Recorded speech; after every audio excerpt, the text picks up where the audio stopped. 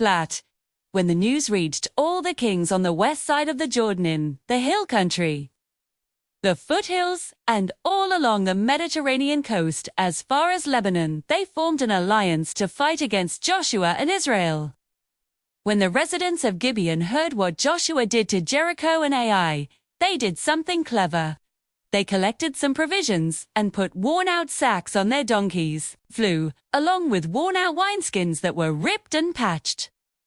They had worn-out patched sandals on their feet and dressed in worn-out clothes. All their bread was dry and hard.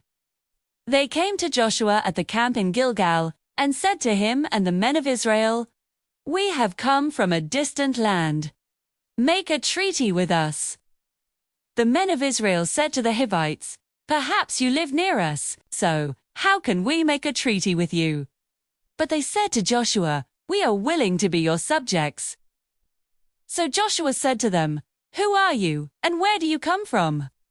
They told him, "Your subjects have come from a very distant land because of the reputation of the Lord your God. For we have heard the news about all he did in Egypt, and all he did to the two Amorite kings on the other side of the Jordan, King Sihon of Heshbon and King Og of Bashan in Ashtaroth. Our leaders and all who live in our land told us, 'Take provisions for your journey and go meet them. Tell them, we are willing to be your subjects. Make a treaty with us.'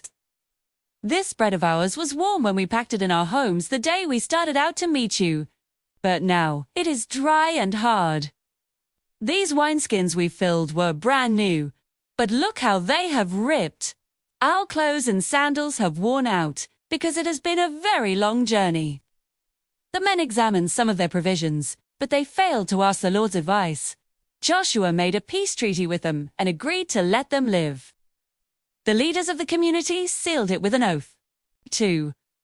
3 days after they made the treaty with them, the Israelites found out they were from the local area and lived nearby. So the Israelites set out, and on the 3rd day arrived at their cities, Gibeon, Kephirah, Beeroth, and Kirioth Jearim. The Israelites did not attack them because the leaders of the community had sworn an oath to them in the name of the Lord God of Israel. The whole community criticized the leaders, but all the leaders told the whole community, "We swore an oath to them in the name of the Lord God of Israel. So now we can't hurt them. We must let them live so we can escape the curse attached to the oath we swore to them." The leaders then added, "Let them live." So they became woodcutters and water carriers for the whole community. The siders decided. Joshua summoned the Gibeonites and said to them, "Why did you trick us by saying, 'We live far away from you,' when you really live nearby? Now you are condemned to perpetual servitude as woodcutters and water carriers for the house of my God." They said to Joshua, "It was carefully reported to your subjects how the Lord your God commanded Moses, his servant, to assign you the whole land and to destroy all who live in the land from before you. Because of you, we were terrified we would lose our lives. So we did this thing. So now we are in your power. Do to us what you think is good and appropriate." Joshua did as they said. He kept the Israelites from killing them. That day made them woodcutters and water carriers for the community and for the altar of the Lord at the divinely chosen site. The moral of the story is that it is always important to seek guidance from a trusted source and not just rely on what things look like. Sometimes, things aren't as they seem, and taking a moment to ask for advice can save you from making a big mistake.